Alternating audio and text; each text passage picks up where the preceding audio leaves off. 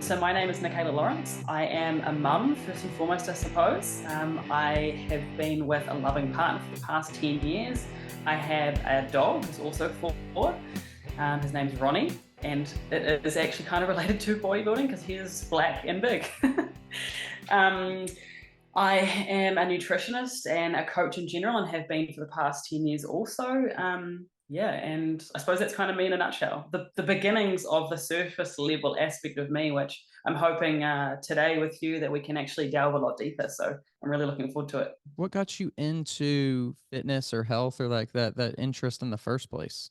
Honestly, it was actually my partner. So when I had met him, I guess I had always been naturally gifted sports wise at school and those sorts of things. But through what ended up being quite an abusive relationship, leaving school like that from 15 years old until I was about 18, 19, it removed me completely from that space. I moved into a very negative frame of mind and that sort of thing. So I didn't really move my body.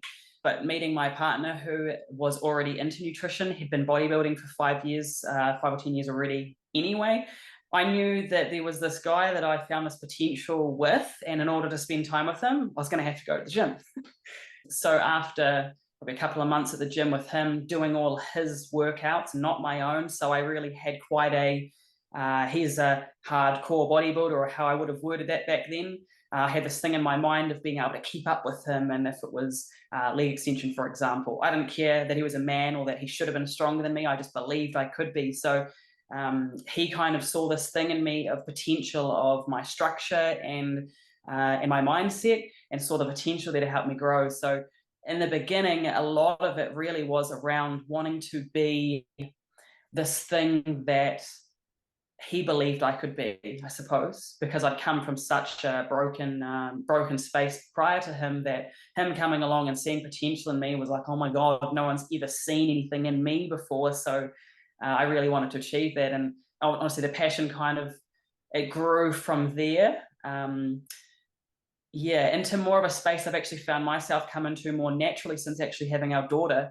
She's 4 now, but so kind of 4 or 5 years ago, we stopped. I won the New Zealand title in WFF, and I stopped competing. We both said we were done. We actually won the overall New Zealand title on stage together. So he won in his respective category and me in mine, and that we were done. But it actually took having a baby to then be like, actually, I want to come back into this space and create this feeling around being more empowered and more able to achieve what I wanted to achieve because of being a mum, not hindered because of being a mum, if that makes sense. Mm-hmm. But yeah, so that's kind of that's how I started.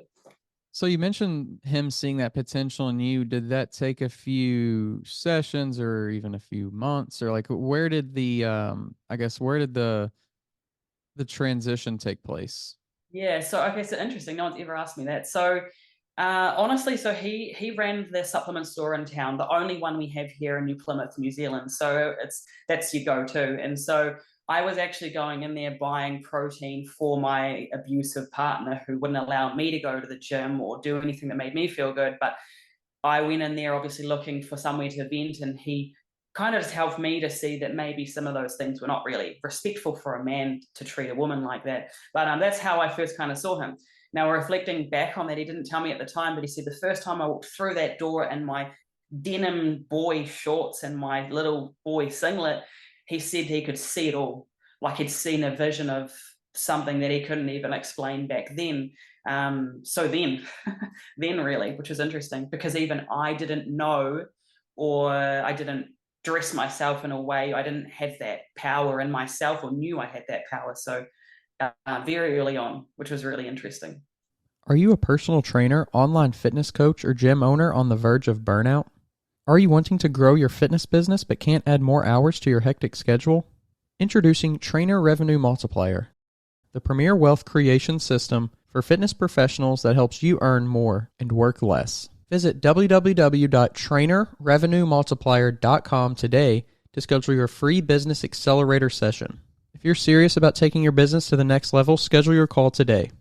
And so when you did start to go to the gym with him, I mean, what kind of experience was that like for you? I mean, was there any Did it feel like almost an emotional experience knowing that, okay, now I can kind of take control, I can kind of gain confidence and stuff like that?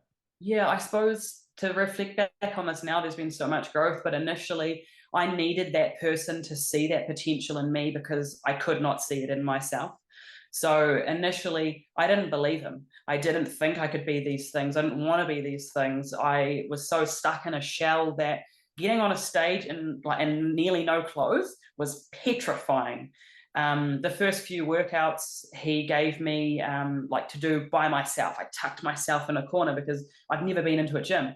And we trained back then, doing all of our shows before we had our daughter, in a gym called Rampage. And it was like, it's a dungeony, kind of a little bit dirty, old equipment, hadn't been looked after for a long time, but it was kind of hardcore, you know. So there were no women there. So I kind of tucked myself away in a corner, and then it was like, I can't do this anymore because I'm limiting myself. So I had to go and experience the weights and all those sections where all the men were. And for me, I found that actually quite a big space for growth too, because a lot of those guys I surpassed quite fast, just from that determination in my mind of I can be better, I can be better than I am now. And also, in some ways, at the beginning, to prove to my ex that even though he may never have known, but that I could be what he wanted to be myself. The thing that, you know, like, so there were lots of those little things which I have gratefully transformed from now into being in a space of wanting to hopefully motivate others as opposed to being limited by my own issues and things that I had dealt with over the years. So, going in, and you mentioned that it kind of took you a second to start to feel those positive things. Along that path, I mean, before you saw the potential even in yourself, was it just the fact that you did want to prove everybody and to yourself as well, like you can do these things? Is that what was pushing you more? Or was it just like, all right, I'm gonna go, because you also mentioned like I gotta go, and if I want to spend time with this person that I enjoy being around, this is kind of what I have to do as well. Or like what really at the beginning kind of like made you, even when you didn't really have experience or know what you were doing or anything like that, like what really made you just be like, all right, we're going again today, we're going again today, we're going again today? The fact we were doing it together definitely helped. I think I had come from a place of feeling like I'd been told I like from when I was a little kid, I'd been told I had potential and oh, you were special and all those things. My parents, my family wanted me to be a lawyer, and then I got into this negative relationship, and it just obliterated all of it. So I had been in a space where I had had potential so many times, and I'd never followed through. And there was a part of me that my partner Brendan, he saw so much potential in me, and I wanted to give that so much because of what I was getting back from him, that I knew I had to follow through. I couldn't be that person that just had potential. I never wanted to be that person, you know, that person that has a trophy on the wall and says to my daughter when she's 15 or whatever, like, that's how mum used to look. It'll obviously transform and that sort of thing, but I don't never wanted to live in the past of I used to be good at sports when I was at school, or I want to keep moving forward and not I want to keep growing. So I wanted to live up to that potential. And I suppose this is where my partner and I came to that conclusion before we had our daughter, that we had fulfilled those dreams. We'd reached the pinnacle of New Zealand sport in WFF back in 2018, 2019. But after I had my daughter, I realized that I hadn't reached my full potential. I hadn't achieved the mission. So that's why I embarked on that again. And I'm so glad I did, because not understanding, I'm sure we'll talk about this soon, but the process I went through to get to the New Zealand IFBB stage, and in two shows, I won the first one, my class and the overall title, and then I won the nationals and got my pro card in the second show there as well, all last year. The pro card, in some senses, meant nothing to me because I'd achieved that before in WFF already. But the achievement in myself from finally reaching what I believed was my full potential at that point, I can't even describe it in words. So hopefully you can see it coming through in my face anyway. Yeah, well, I think it is an interesting experience when you feel like you can, like after a lot of work, and even when you feel good about that work, and sometimes along the process you don't Like you're not there yet. So sometimes it's like man, when will I get there? Or just kind of sometimes Mm, somewhat negative. I guess maybe a negative isn't the best word to use, but there's some negative emotions involved. And then when you do feel like you get mm, there, it can be like a weight and in some ways is mm, lifted. I think that's maybe one way to describe it. Maybe not a great way, but it's kind mm. of like a weight is lifted and you're like, oh man, I'm here. Like after all this time, Yeah, yeah, this work and yeah, yeah. And I think, like the last shows before I came back into bodybuilding again, we stuck in our own little corner in our dungeony gym, and we loved that. There was no, for lack of a better way to word this, there was no ass licking in order to get our titles. We showed up and we were so undeniably winners, they had to give it to us,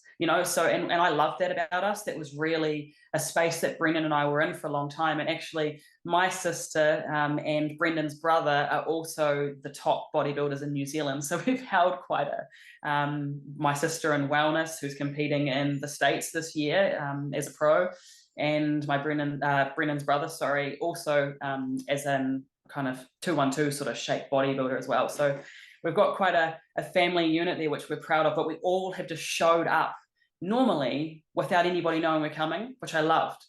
But moving from that space there to last year, I said to Brendan, I was like, look, I need to come out more with this process. I need to be active on social media. I need to share my journey, not just as a female athlete, but as a mum doing this, to show people the ins and outs and that you can juggle it all and be at the top. So it was a major step for me, because normally there's no pressure showing up to shows in the past because no one knew we were coming. So if I didn't feel ready, I just didn't do it. Whereas this time, from like 26 weeks out, I was sharing that journey week to week, day to day.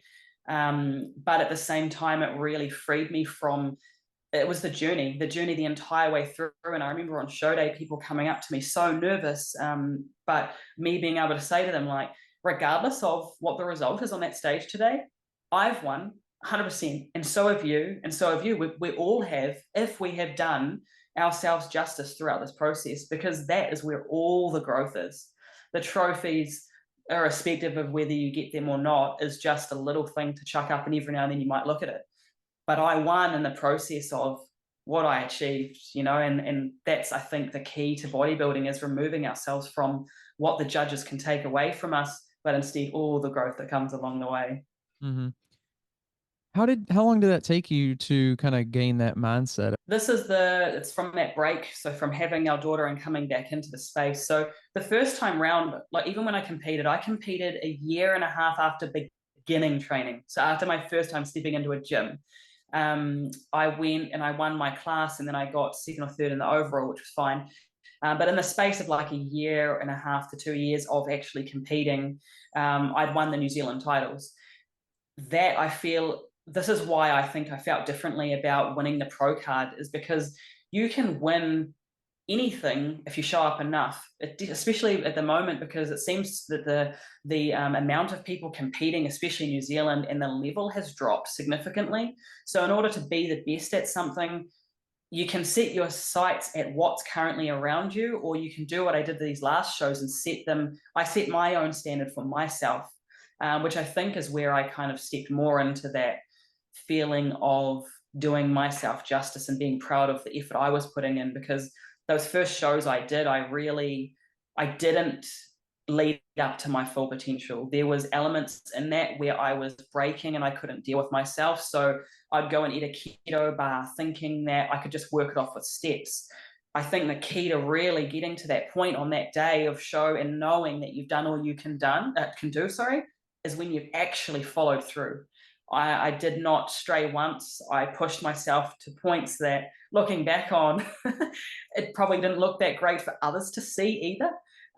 Very, very far into depletion. But this was something that was important to me in my journey. Was my partner and his brother always came in, they were the leanest at the shows every time. And I can hands down say that at these shows last year, I was the leanest female, but one of the leanest in amongst the men too. And that for me was a massive positive for me anyway. Mhm. So it's for me being able to remove myself and do the things that made me confident in that space, irrespective of whether it was kind of what the judges were going to reward at the end of the day. Yeah, I mean, that's such a huge, I think, competitive hack right there. Whether, you're talking about bodybuilding or any other sport, is setting your own standard. The fact that it flows over to all aspects of life so beautifully, it's something that I really hold myself to, because we can limit ourselves by looking at others out there.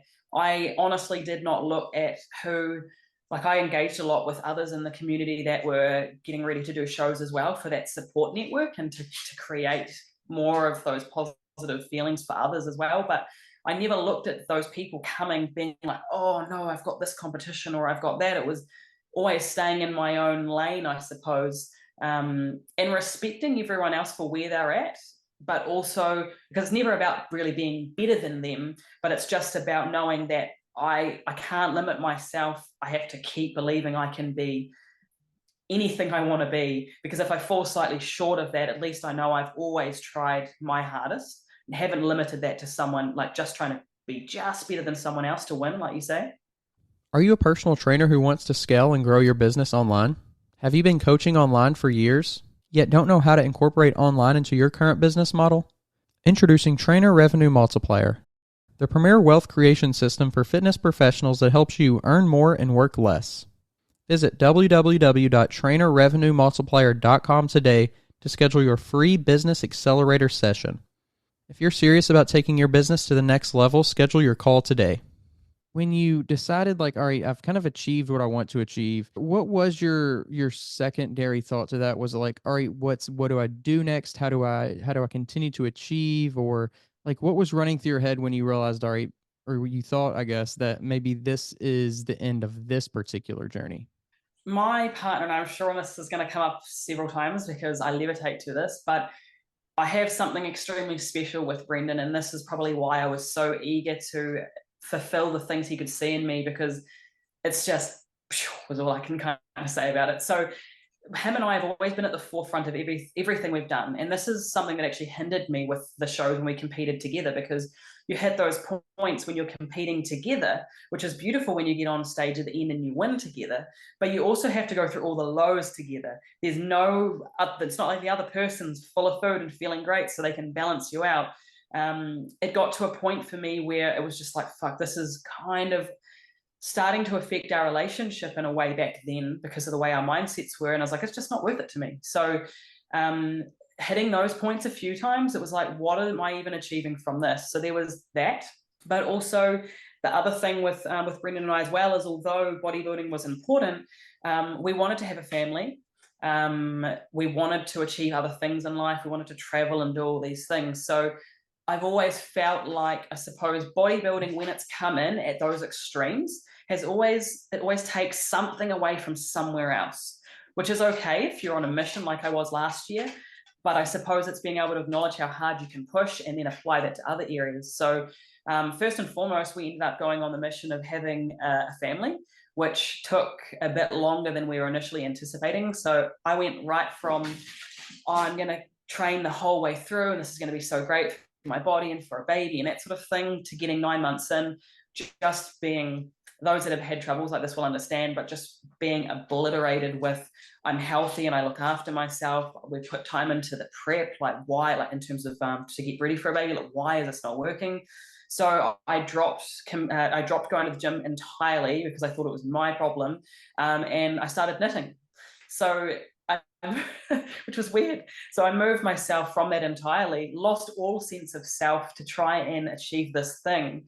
And then thankfully, once we got pregnant, I let that kind of anxiety go and I got back into that. So I did some form of exercise and training right and through until we had her. But through this transition, obviously my partner wasn't having to be so involved in that regard. So he started JiuJitsu, which was our next goal and mission. So we've been doing that now for 5 years or so, alongside bodybuilding. And we achieved our blue belts actually halfway through my shows last year. We got awarded those from our coach too. So just another situation where we've put ourselves to try and become the best and learn something new, because something that we can really get stuck with bodybuilding is we like the structure and consistency, but it's really confronting to be new at something again, to be so fresh and shit. And we've really had to go into jiu-jitsu and everything else we've done since then with the mindset of give it a year, give it a year, because you're probably going to be terrible, but you've got to be a student again. Because for me, that's where the growth and the percentage of growth is a lot higher, is putting myself in situations that are totally new. When you either get into something like jujitsu or anything else, I mean, when you're looking at something, is it part of your bodybuilding brain to still go, all right, let's try to structure this out as much as we can, even though like it might blow up in your face in the next week, just trying to figure out like, all right, we're gonna do this and this and this, and just the structure, but also the unknown. The interesting thing about jiu-jitsu, there's a couple things there, is first of all, bodybuilding, you rely on yourself. A lot of gyms are 24/7. So you swipe that card, it doesn't matter what time you get there, you're showing up for you. It's not about anybody else. You go to something like jiu-jitsu or another sport where it's like a team sport, and now all of a sudden, oh, the coach is sick and now he's not showing up. Well, now I can't train at all. And it's a head spin for someone that's been so controlled and regimented that now it's taken out of my hands and into somebody else's. This is weird.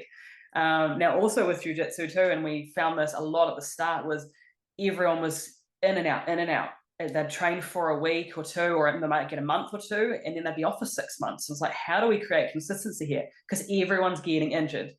Like I was quite lucky because I've maintained really good flexibility with like through bodybuilding, but my partner's not as flexible. So in certain situations and moves, your body doesn't want to move that way. And he has suffered a couple of knee injuries alongside that, incidentally. But it's how do you like navigate these things when it's somebody else's body and somebody else actually respecting you and your space, and not just letting their ego drive through to an injury, So there was a lot of learning through that too, because like the classes will be 6 days a week, and initially you get people that are going 6 days a week, and it's like, oh, like my ego's getting stroked here. I only want to go 2 or 3. I feel like that's the right amount, but they're going every day. Knowing and acknowledging after time that it's just like bodybuilding. You can try out different techniques and that sort of thing, and you kind of need to at the start to figure out who you are in that space. But once you really start to understand, for example, like chokes and stuff like that, my partner and I are really good at, because we've got natural strength and just the way that we're put together. So we lean that way more towards doing something like a triangle, for example. So you find those things, the structures within it, the amount of days that actually work to train, because we've never left bodybuilding, if you get what I mean. So we still 4 times a week weight train. Our idea with bodybuilding and that structure, like we still make all our meals every day. Obviously, we own a nutrition and training business too, so we always will keep up appearances in that regard. But it's been a massive benefit doing what we've done and going so intense with the bodybuilding to winning New Zealand titles, but then to be able to also pull that back and go, look, we can maintain here with good composition and still be after more growth and that sort of thing. But the flexibility of being able to add in different things, whether it be jiu-jitsu or yoga or whatever, you don't have to be kind of one-track mind completely. And that flexibility, I think, it's a hard thing for people to get their heads around initially, but once you can master that, it's a really good way to enjoy life and not just get sick of everything you're doing. Do you find yourself like in your weight training, do you find yourself starting to do, a little bit different, maybe exercise or technique with your exercise, or maybe a little bit more emphasis on certain things like mobility or things like that, just, because you want to also get good at this other thing? Yeah, definitely. Yeah. So there's probably a little bit more of an emphasis there on the explosive things, because like, for example, like hip thrusts and stuff like that, it's a direct carryover to jiu-jitsu, and for me, especially because again, jiu-jitsu isn't massive in New Zealand. Like I suppose it's growing to that, but it's still to get past the surface level of females here who are kind of just trying it for women's self-defense. It's never been, although it's like a positive, it's never been my intention. Like we go into everything, the idea is to compete in jiu-jitsu at some point. It's to grow and master the sport, right? Like bodybuilding. So I'm around men all the time, and it's 110 or 120 kilo men for a 66 kg female. Like, so the most intimidating space for me is being on the bottom. And so the best way to get them off is to have a really effective hip thrust. So it's working, little things like that into our training, where obviously we do weighted hip thrusts and stuff like that, which is great for glute development, blah, blah, blah, but it's also really helpful in that sense too. So just trying, and we try to do this anyway, but working through a good balance of lengthening muscles and shortening muscles. So lengthening things like long walking lunges and stuff like that too, to help make sure we keep up that kind of range of motion with everything rather than just getting real tight. Something I'm lucky maybe being a female and being a bit more versatile in that sense, that I haven't been completely hindered. I've managed to flow over quite naturally to the other space as well, which is kind of cool. You mentioned injuries. When you're looking at being a competitive bodybuilder and also training jujitsu, how do you think about that? Yeah, so this is something that I had to talk about a lot with my partner, because obviously we like to do everything together too. So our Wednesday night when we would go to jiu-jitsu would be a night that our daughter was at grandparents. So it was time for us to spend together. And when we got into the depths of the prep as well, it really was a case of, I need to be looked after here, because obviously that goal was the most important, but I wanted to keep up that consistency and not let that slip, because jiu-jitsu for us is so much more than just jiu-jitsu. It's also the community of people that you're around. And we ended up, funnily enough, because we started off quite surface level as you do, like we had some friends that opened a studio in town, and that was kind of more entry level for people, which was great in the beginning. But a lot of people coming through often that kind of wanted to stroke their egos. And something that you get with how I look or how my partner look is, because we look muscular straight away, even if you say, look, I'm really new, they almost like they have to put you down a peg because they think you have an expectation. We don't. So we kind of started off in that space, but we actually ended up in the comp prep.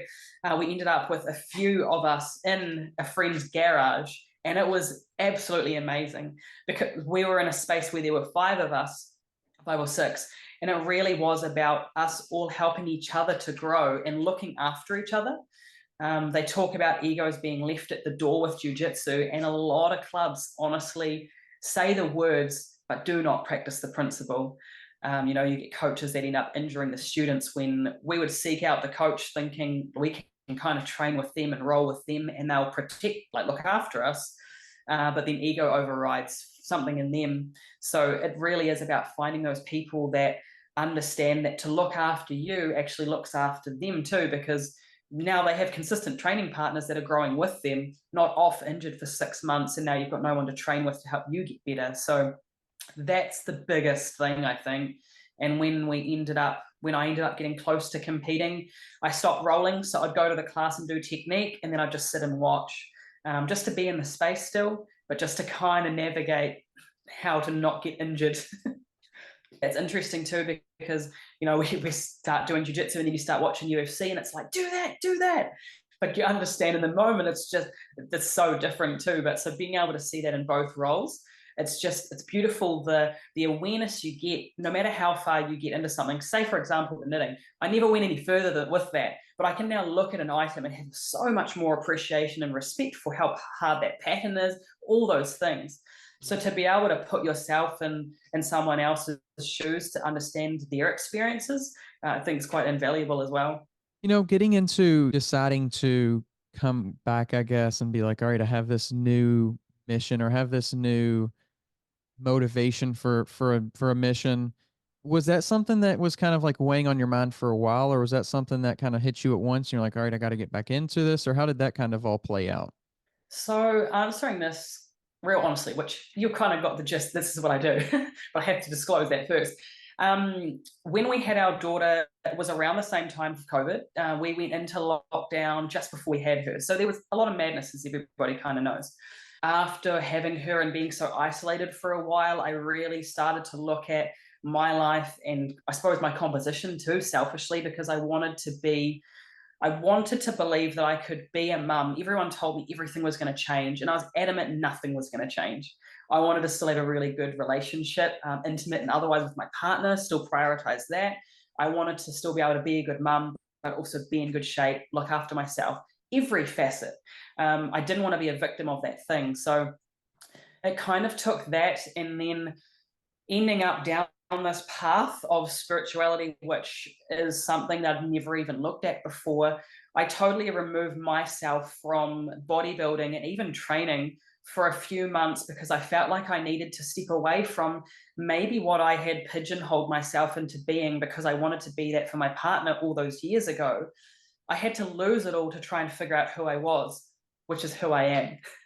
But funny enough, that actually leaving that space, I would not be where I am today if I hadn't left the space, because I had to truly feel like and explore who I could be without bodybuilding and without going to the gym and with not eating all my meals structured. I still did it for my partner, but I had to try and see if it was who I truly was to the core. Um, and I think that kind of circled back around to that intention and why I was able to show up to the shows that I've now done the way I did, because it was me. It wasn't forced. It was me, So whereas before, it's always been this thing in the back of my mind is I wanted to be part of the Lawrences, which is my husband and Brendan's brother. I wanted to show up as them at the shows and be a part of that, not show up and own my space, but just slot into where my husband had created such a beautiful thing, and to be that for him and for everybody else to see how we could be. But so to remove myself completely from that and come back to where I am now and be even more myself, but also joint with him, if that makes sense. It still looks the same on the outside, maybe, but for me on the inside, I'm whole. I've found my place again.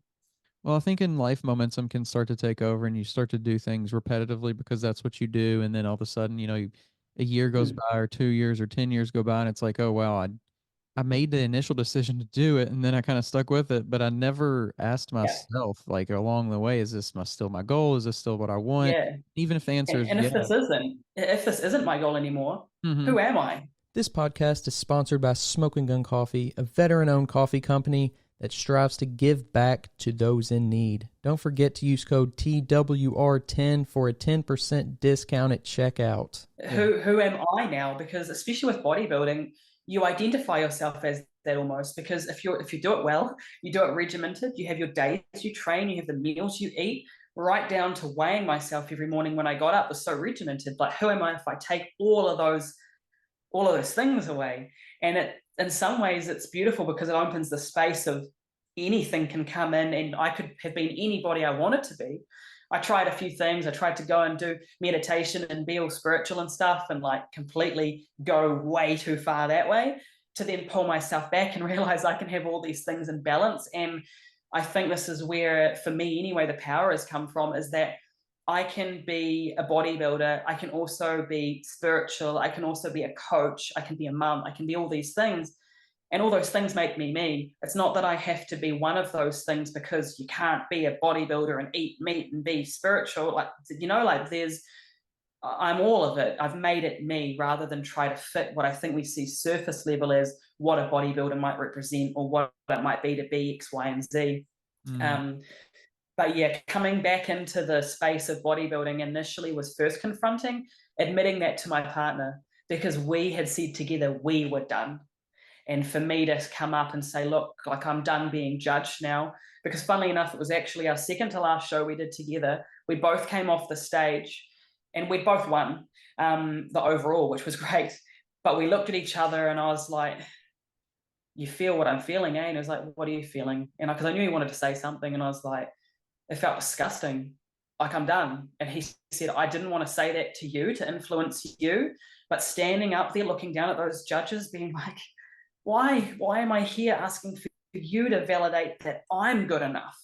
So knowing that was why we stopped, I had to really say to myself, and Brendan and I have a very open dynamic with flow of conversation. So it was an inside me thing. I knew he'd be okay with me sharing it, but I had to really say, like, I'm not coming back to be judged.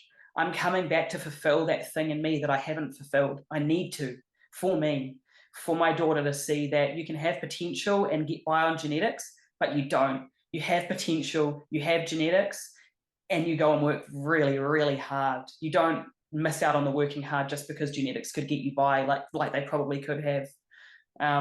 So yeah, that was probably the biggest challenge for me, was coming through to that conclusion. It's interesting to hear you say, you figured out why you wanted to do it and you figured out that it was not for you really. I mean, it was to show other people, it was to help other people. So the deeper purpose for me, I suppose, like because we had clients coming over this time too, so I was still holding that space for others and helping them grow and do all that sort of thing, while completely pulling myself apart and not believing in myself anymore. But we had a client come in who was also actually training our dog, come in for an appointment, and she mentioned something spiritual to me, and I'd never even heard the word before, but it was just what I would call divine timing for my brain to hear it. And it started off this catalyst of what is out there and what are we, and what does life actually mean? Where are we going with all these things? To this massive tangent of how my personality works, which is to go very far into things. But so it was that one moment with her that started this whole spiral of losing control, to then also getting to a point where I was so broken and felt like I was having a spiritual awakening, which should have felt how it felt. But Brendan was like, you just need to get back in the gym. You're feeling this way because you feel shit, because you're not doing the things that make you feel good. And I was like, but I'm trying to find the things that make me feel good somewhere else. So it really took a lot of that, and him just allowing the space and being like, I'm going to be that little thing in your head telling you probably should just go to a workout maybe and see how that makes you feel, and to eventually finally going back and doing that, but having learned along the way that it doesn't define me, but that it is really a happy space for me. You know, it makes me feel good to move my body and do all these things, and that was truly who I was. But to end up leveling up again, I knew that I didn't really have any intention there for a while. I was just ticking boxes and doing it because that's what we did with our daily life. But I wanted to go further. And so that's when we decided that in order to continue growing our business and value for our clients, and also to help me, that we were going to hire a coach and someone that had more experience, as opposed to doing like more education and paying for it that way. I was going to pay someone for them to learn about my body and help me to change it more through a different approach that I hadn't had knowledge on. And that was massively transforming in itself, because it defied everything I believed in nutrition and training, but has now given me even more tools with different styles that work on different people, and it's revolutionized that as well. But it was that moment of feeling like, okay, I understand I need fitness in my life again, but I just still kind of felt stuck. So I was literally trying to find something new to do, and I was like, fuck it, let's just hire somebody and let's go all in. It had always been Brendan that we'd gone all in on, because once he set his mind to something, he was unstoppable. It had already been achieved in his mind. And for me, holding that space this time, it was a lot of growth for me, because it was all eyes on me, and I had to be this thing, not only for me and for everybody watching, but for my family. It was my turn to hold that space. And while ultimately intimidating in some regards, extremely necessary for me to be exactly who I am sitting here today. You mentioned the phrase kind of like losing control, or I think is kind of what you said in a way. Do you feel like that you had to almost like lose control to see like that you, I don't know if this is the best way to put it, but kind of like when you lose control, you realize that like everything is still going to be okay? Yeah, definitely. I think whether I could have not done a workout if I wanted to, but I didn't back then because of the expectation that my partner and I go together. So it would be like looking at Brendan being like, I'm not going to do a workout today. He'd be like, why? And straight away, it's got like that mindset of being a quitter for me, like, oh, I can't tell him I'm not going, so I'd just go. So a lot of the times I end up not listening to my body, because I was just going, because that's what you did. I'm not a quitter. I just show up, So that was a really important phase of my life, the bodybuilding back then too, to show that I could push when I needed to push, but also to remove myself from that and completely lose control and not go at all, to be able to show up like that, I suppose, for myself, and also for that dynamic to change in my relationship, to be able to, exactly, acknowledge that I can come and go from the space as I please. And I'm actually doing that for myself, not for anybody else. And this is actually something that I had to allow for me. It wasn't a Brendan thing, but I felt that thing in myself that I was letting him down, or I was letting our team down, because the two of us are a team and we show up to support each other. But yeah, so I really did need to lose control and kind of come back to a place where I was able to do those last couple of shows last year. Like, it sounds really weird to word it this way, but those shows came from such a spiritual, aware perspective. But I pushed so hard. I'd never pushed so hard before, and achieved something that I never believed I could have achieved. But it was all so aware, not shut down and robot, if you get what I mean. Like, because typically that's the space we have to hit, is you're almost self-destructive. To be able to be good at something with bodybuilding, you have to ignore hunger cues, ignore the low sleep, kind of autopilot, forget that your partner's around, forget you've got a kid, like all that stuff. I vowed to myself I would not do that. I had to show the world that you could be the best at something and still have a loving relationship, still laugh and play with your daughter, have her not think that mum's gone for a while, or mum's just grumpy because she's doing a show. No, mum's happy because she's doing a show. Mum's growing and deciding to do this intentionally, you know? So that perspective would not have happened if I hadn't lost myself first. What was your experience like? What were the feelings like, when you're talking about winning for those reasons and having that why behind it versus initially, you had success in the sport, but it wasn't the same, kind of reason or why behind it. Like, how would you compare those two victories? Yeah, very different, very, very different. So the first one was, I think a lot of us get into bodybuilding and are good at it because we can, from a negative mindset, we push ourselves and hurt ourselves, kind of, So a lot of us have something somewhere along the line where we're kind of punishing ourselves. And the first shows kind of were a bit of that, and amongst I have to prove I can be something because nobody believed I could be, a little bit of an FU to a few people. And it's okay, I suppose, if that can be a way for you to end up having a victory.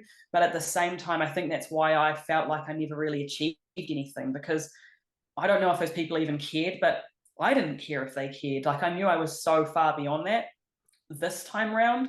I came from, I suppose, for a simplified way to word it, I came from a really healed place. Starting the show, it wasn't about damage. It wasn't about proving anything wrong. Like, I honestly, hand on heart, wanted to share my journey and show people, build a community, build up other women around me where we could all talk about things, rather than showing up on show day and all snickering in corners, hating on the other one, analyzing their bodies, going, oh, she's going to win, I'm not going to talk to her.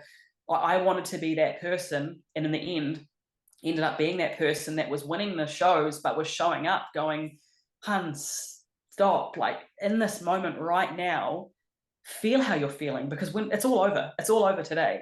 So feel the feelings of what you've just achieved. This is what this whole process has been for, is to get to this day. Do not let it slip you by, because all you're focused on is that result on stage, because it's here in that community. The nationals for me, where I won my pro card and the overall title, it was an incredible day, and not for winning, but for being out the back and talking to ladies that had been watching me on social media, like other mums as well, like, that were grateful for me sharing my story and how that had helped them get through theirs. That was where I won. That was the feeling. And to see other women to be able to be so conscious and like healing through the journey, rather than just brutalizing themselves and getting to the end of a comp prep and then never eating a clean meal again, or going to the gym because they just put themselves through hell, but to put themselves through a place of growth. It looks exactly the same, but it feels so totally different. What kind of info or feedback did you get from that kind of journey sharing? Yeah, so it's interesting, because I've been asked how much negative I kind of got back from that too. And you'd kind of think some, because the reach ended up, well, I was messaging people. I'd be doing a couple of hours of cardio in the morning in full depletion. Did not realize how close to feeling like I was going to die I actually was. But still just like, oh, yes, there's another person that's competing. I'll send them a message. Hey, how are you getting on? Like, oh, I'm feeling really terrible. And then just giving them so much. I had nothing to give myself, but everything to give to everybody else, if that makes sense. And that was a really interesting realization for me because I suppose they were kind of giving those little bits back. We all had challenges as well, but the big moments for me of anything coming back really was in person, which I think is special because I didn't realize the impact sharing my journey was having and just communicating with those ladies was having until show day. So when I was standing there and they were coming up to me and, oh, I'm such and such. And I was like, yeah, I remember we've been talking. And she's like, you'd have no idea how much it meant waking up and getting a message from you or seeing a story from you. It's really it was, I suppose, delayed gratification in that regard, but it wasn't because I was trying to get that result. But when it came, it was all at once, and it was very emotional. But also I didn't have any hate come back my way, and if there was any, they kept it to themselves, which I suppose I'm grateful for. But I guess I really just tried to come in with the purest intentions. It was never to do anything other than to make others feel like they could do it, that they could achieve what they had set out to achieve, and that whether you win or lose, the point is to grow. So I was just trying to share that message, and yeah, it was nice to see how well received it was, I guess. A cool space that bodybuilding really allows to happen is that communication aspect, because I think there's a lot of competitors out there who do realize like we're all on this like individual journey. Like I'm not the just because I do something or this other person does something or whatever, like it's not really going to affect in a negative way per se. So we might as well all kind of have a positive relationship with each other. And like that community aspect is so powerful in the sport. So it's really cool that you've kind of found your community and your niche, and you're helping people do and get through different situations, but whether it be bodybuilding or just a health journey in general, or being a mother and trying to stay healthy, or finding kind of going through the same thing you went through as finding their why, or all that kind of cool stuff. So it's really cool that you're out there doing that, and I appreciate you coming on and sharing that, and hopefully inspiring other people along with and through this podcast. So thank you for coming on. Yeah, I appreciate it. And honestly, like, I did a podcast kind of shortly after the show too, which was great. But the way that you're holding the space right now and the questions you're asking, people have never asked me before. And so the experience for me coming on and sharing my journey, you have allowed me to show up in a way that shows a lot more than surface level, which is me to the core. So I really appreciate you reaching out and seeing obviously something in me that was worth getting on the podcast. But yeah, I appreciate what you're doing. The fact that you're doing this for you to be in a position to learn more knowledge and just talk to lots of people in the space for yourself, but creating the space for everybody else. It's awesome to see. Thank you. I appreciate that. No, we appreciate you too. And I just want one final thing to end this on, because I know I said it to you on the messages. Now, those that have been following me for a while now know I've been preaching that there's a big thing coming up. They would have seen us selling our house and doing all these things, and I have not yet released what we're actually doing. But a 10-year dream is finally coming to realization in 2 weeks. And my husband, our 4-year-old daughter, and our dog are moving to Thailand. So I will be sharing this with sharing the link with everybody once it's up too, so that my followers can come on and kind of hear us have a bit of a chat, but also to hear it here first. That was my intention, but also after this conversation with you, it's definitely the best place for it to be released. So yeah. That's very exciting. Congratulations and best of luck. Yeah, thanks. Yeah, I suppose just continuing to grow more. And this is the thing that a lot of us don't see, is we see the bodybuilding aspect of growth. I may have maintained composition for a little while since the shows, while I still will aim to grow as well. But I've been growing in other aspects of life. And this is something we have to start realizing too, especially as competitors, is that at some point, not that we need an exit plan, but grow in other areas of life. It's scary as hell. Like, I feel like I'm kind of dying at the moment and being reborn into this new person, because we're selling everything. We're leaving with a suitcase in 2 weeks' time, right down to our daughter. So we've been selling tramps and playgrounds and all these things that have so much emotional attachment. And I'm so far out of comfort. But this is something that we can do in bodybuilding. Do it in every aspect of your life. This is growth, and it's damn scary. I cannot sugarcoat it, but it's so worth it. Absolutely worth it. Well, that's insane. That's really exciting, and I'm sure, like you said, scary, but getting out of the comfort zone, like we talked about in the episode. So best of luck once again. And before we head out, if you Thank want to you. share any socials or any websites or anything like that, you can. So Nikayla Lawrence Fitness, Nikayla with an N. And that's our website is nikaylalawrencefitness.com, and socials is just through Instagram, same thing, and Facebook.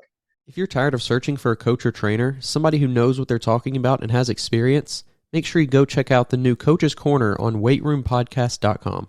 You can find quality, qualified coaches to help you achieve your goals, whether that's in bodybuilding or just general fitness. Stop wasting time and start achieving your goals today. The link to the Coach's Corner is down in the description below.